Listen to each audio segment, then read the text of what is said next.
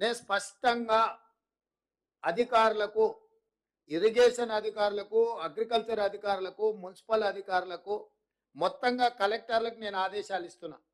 హైదరాబాద్లో ఏ విధంగా అయితే లేక్ ప్రొటెక్షన్ కోసం మనం హైడ్రా పెట్టి ఒక ప్రత్యేకంగా డ్రైవ్ మొదలు పెట్టినమో, కొంతమంది స్వార్థపరులు ఈ చెరువులను ఆక్రమించుకొని వాళ్ళు ఇల్లు కట్టుకోవడము, ఫామ్ హౌస్లు కట్టుకోవడమో, లేకపోతే ఆ స్థలాలను ఆక్రమించి లేఅవుట్లు వేసి అమ్ముకోవడం ఏదైతే చేస్తున్నారో ఇది క్షమించరాని నేరము.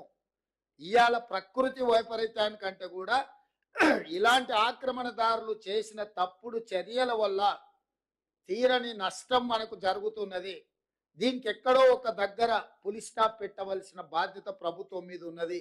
అందుకే ఎంత ఒత్తిడి వచ్చినా వెనక్కి తగ్గకుండా హైడ్రాన్ తీసుకొచ్చి అధికారులను అప్రమత్తం చేసి ప్రభుత్వం దగ్గర ఉన్న లేక్లకు సంబంధించి, చెరువులకు సంబంధించిన వివరాలను సేకరించి full tank level, buffer zone, అదేవిధంగా క్యాచ్మెంట్ ఏరియాలో అంటే నాలాలు ఏవైతే ఆక్రమించుకున్నో వాటి అన్నిటిని కూడా తొలగించే కార్యక్రమం చేపట్టినాం.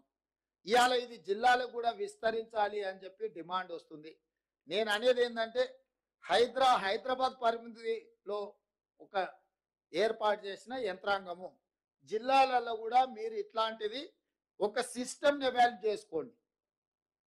ఎవరున్నా తొలగించాల్సిందే. ప్రకృతి మీద మనం దాడి చేస్తే ప్రకృతి మన మీద దాడి చేస్తుంది.